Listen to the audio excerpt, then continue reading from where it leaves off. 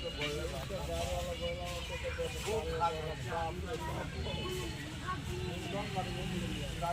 दोस्तों, good morning.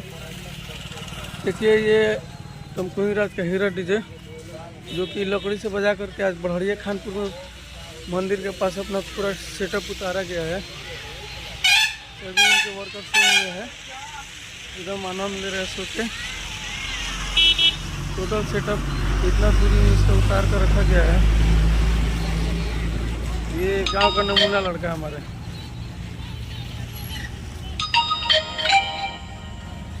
उनके worker जहाँ जगह मिला वहाँ सो गए हैं।